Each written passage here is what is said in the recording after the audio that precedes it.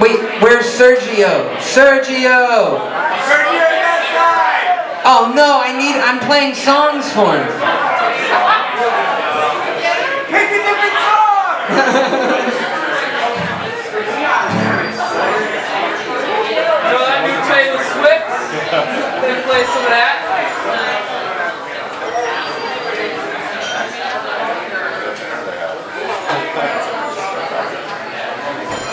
So we'll play maybe one more full set each, and then maybe we'll each do another song or two, or whatever people are feeling.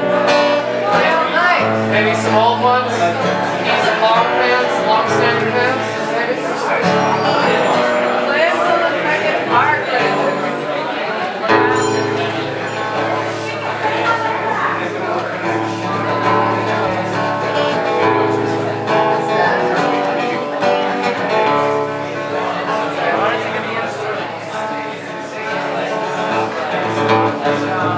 I'm going to play a couple new songs here. I'm going to play, yes, there's a couple songs for you here.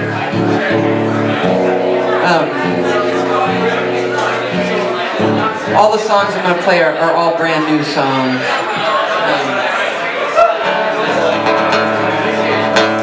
If I can remember how to do this one, I was going to do it first, but maybe I'll wait a minute.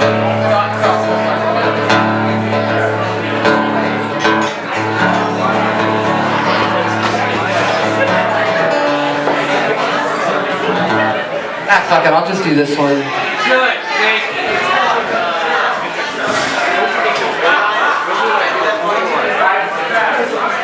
Let's talk about the blues and his passion about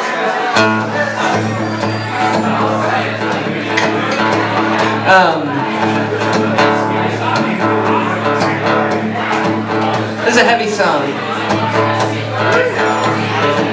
So I'll play it at the beginning of my set here. This is about my friend Jacob. Sergio, also a friend of Sergio's, and maybe some of the other folks in the crowd knew the great Jacob David George, and that's why I put this tattoo here on my arm. Jacob was a 3-tour Iraq combat veteran, grew up as a fairly poor farmer in Arkansas, and he's one of the many veterans who took their own lives as a result of the wars, and the things they did, and the things they saw, and the things that they didn't do that stayed with them when they came home. And Jacob was also a folk singer and a banjo player, and a beautiful soul. Just like, I never saw him make anyone feel anything but really good. That kind of guy. And even I, who was close to him, was unaware of the depth of like the darkness that he carried.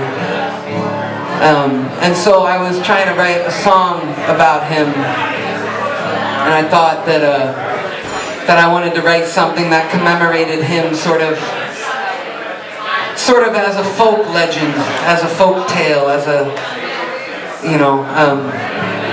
character, but I didn't want to make him larger than life because he wasn't very tall. He was actually pretty short. So when you hear the line, he grew up small, it's like try to make the dude a real dude because he was a real dude. And the last time I saw him, we ate pizza together, and then he came to my show when I played in Fayetteville, and then we didn't really speak again.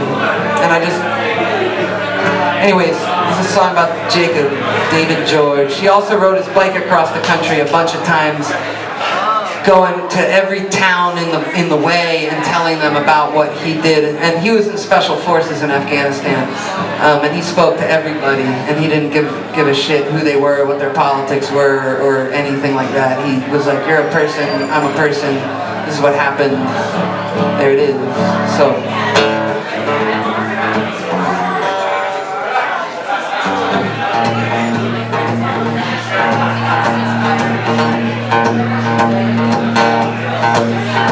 a barefoot man come down from the mountains in the town with a banjo underneath his arm, with a Smile so wide, it's hard to see the other side. Oh, that's Jacob David George, y'all.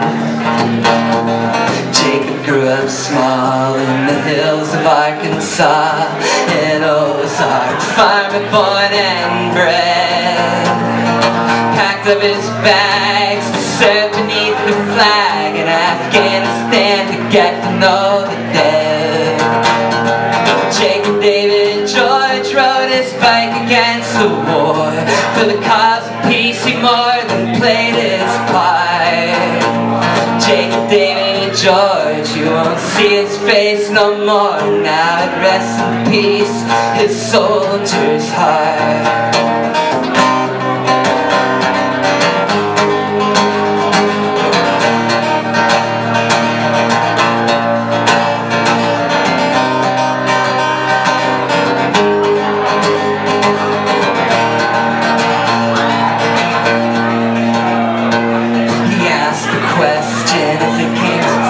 Face with him standing on a mountain so far from home.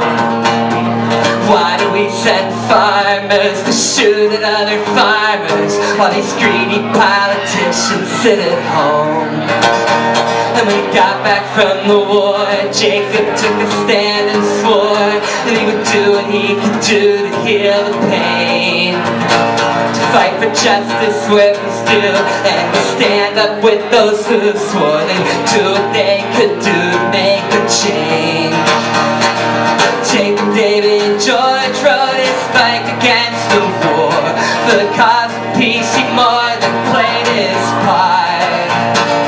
Jacob David George, you won't see his face no more.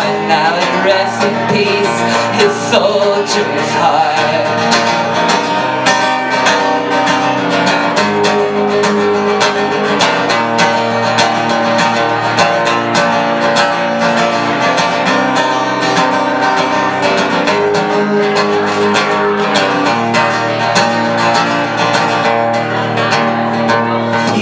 About his ride with the devil by his side, of trauma, regret, and guilt and shame. To keep that demon down took a strength that seldom found, and it was sneaking up behind him every day.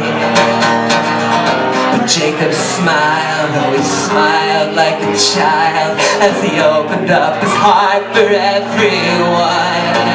Oh, he rode and he rode, and he stopped so soon, but he left the solid ground to build upon. Jacob David George rode his bike against the war. For the cause of peace he more than played his part. Jacob David George, you won't see his face no more. Now it rests in peace, his soldier's heart. Jacob David George, you won't see his face no more. Now he rests in peace.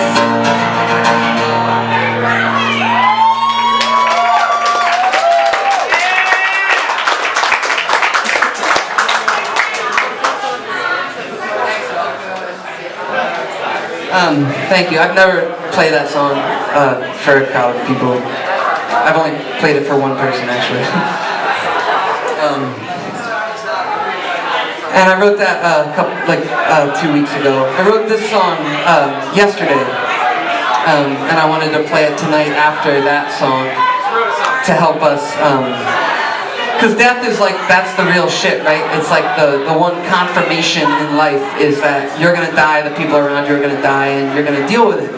And it's gonna affect you, and it's gonna change your life every single time. It will never get easier. And that's why I've always respected the Irish, because I feel like they're one of the few cultures that just is bored and it's like, you're gonna fucking die, dude, so you might as well like try to have a good time. And things are probably gonna suck like a lot. And they're like, okay, cool.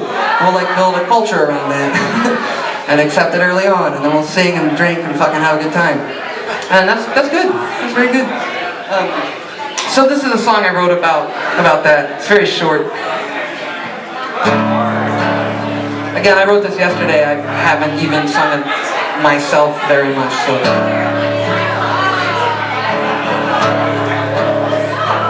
And it's hard, ain't it hard? Oh, it's higher than that, I can hear it. Who knew? Who knew? No one actually knew. And it's hard, ain't it hard, when a friend goes away, and it pulls on your heart in the most pressing way. And I know what it feels like, 'cause I too have lost someone. And you search long and hard for the meaning of the pain, and you search for their memories in the pockets of your brain. And I know what it feels like, 'cause I too have lost someone.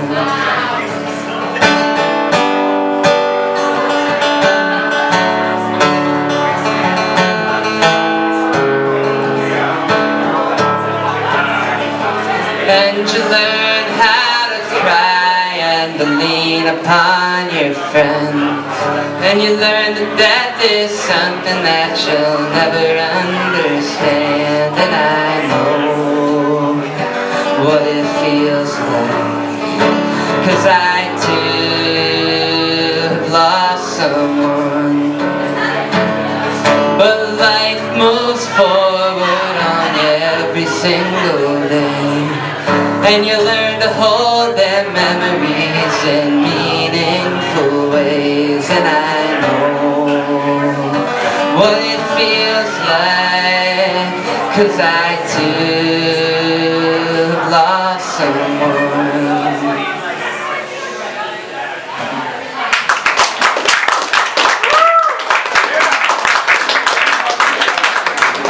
Thank you. I'll play a happy song now.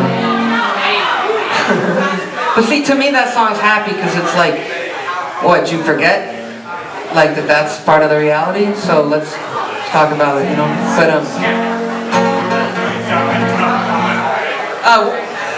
failure is often seen as failure, right? Defeat, right? And I think it's important as activists, as fucking people in life, to treat failure as like a lessons learned, starting points, midpoints, you know, points, things that happen. And every, you know, athlete knows that, you know, not breaking a record every single time doesn't mean that you failed. It just means you didn't break the record or whatever. And but often we're very, very hard on ourselves, especially in the world of political activism. And I think that given the conditions that we live in, the cultural conditions that we're trying to work against and work for, are really complicated and they're really challenging. We were talking about Egypt earlier, and some friends have been like, I don't get it, how did Egyptians just like overthrow the military and then welcome them back? I don't get it. And I'm like, you're American and you don't get it? We fucking love the military. So do Egyptians. We're both fucked. It makes perfect sense. We would do the same thing. And it's especially like, you can see it in the right wing right now. You can see them sliding towards, like, I think if a Republican just seized power and eliminated the Congress, a lot of regular Republicans would be like, great. You know, we need to get all these bureaucrats out of the way so we can get things done. And I see that in my family, and I'm like, wow, this is how authoritarianism takes root. This is how it happens. So I wrote a song about a failure, if you want to call it a failure, but also a thing that set a spark, and that was in Wisconsin in 2011, as the Egyptians were finishing their 18-day revolution and the Tunisians had finished theirs. The folks in Wisconsin took over the Capitol building, and now, of course, Scott Walker's continued his like right-wing rampage in Wisconsin. It's now a right-to-work state. They've just dismantled all of these things. And people say, well, Wisconsin was the home of the last socialist mayor in the United States, but it was also the home of Joe McCarthy. So the yin and the yang, you know. But so this is a song for Wisconsin, thanking them for what they did, because though they weren't fully successful, they fucking got the ball rolling, and they helped give birth to the moment that gave birth to all these other things, whether it's Occupy or whether it's the Black Lives Matter movement. I'm not saying that Wisconsin is responsible for them, but they ushered in the time period, so cheers.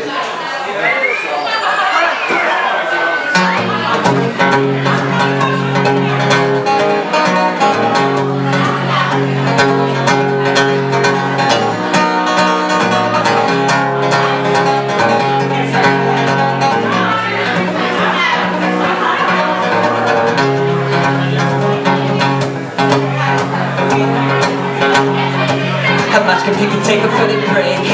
Sometimes they fall apart and these things I try to make, and then those moments they push, but in the end sometimes you don't think that you did much.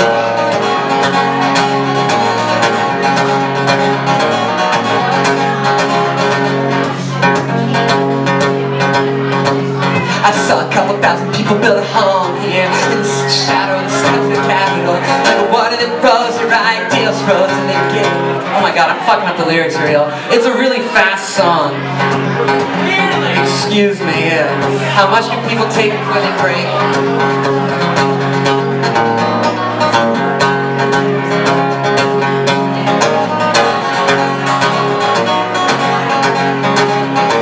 If I'm going to remember all these lyrics, my friends, I'm very sorry about this. Make it up, my friend. I don't. This iPad is off. This iPad is off. Like, it means something really serious. I'm going to shift gears now because I'm definitely not going to remember this. So I thought I would like wing it and it would happen. This is like what you do. The memories are linked to the actual act of doing, you know. But no, let's do something else. What else? Here. Let's do this.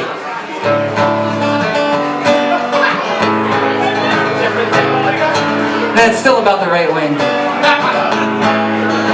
It's my one funny song.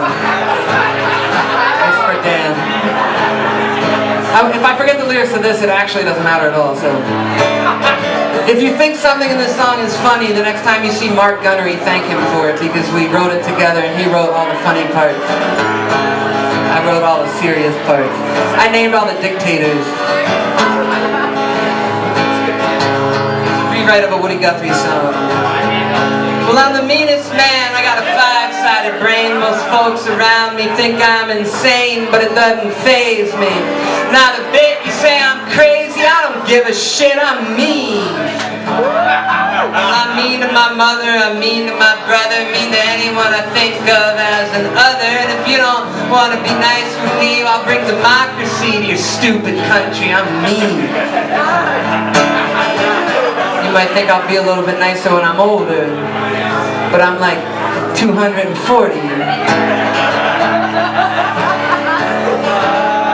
Well, I'm mean in the East, I'm mean in the West. Free market meanness is what I like best. I go around, put lots of folks in debt, and then I destroy their lives with interest.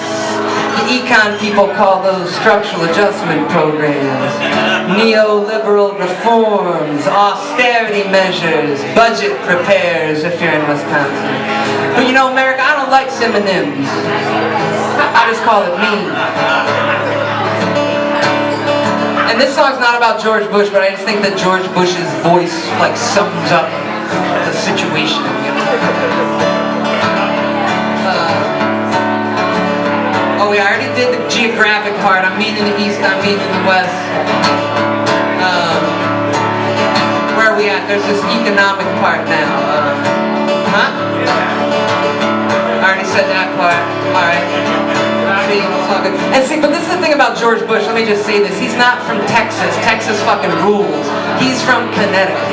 And his accent is fake, and it's manufactured so that poor white people think that they can identify with the president, whose father was the head of the CIA, and whose father was a banker for the fucking Nazis. That's why he has that fake-ass bullshit accent, and he purposely mispronounces words, because middle America is like, he's a regular dude, he's probably like a cattle farmer.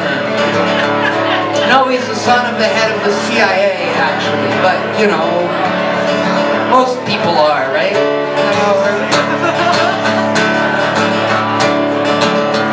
Well, I profit from wars, I profit from greed, I profit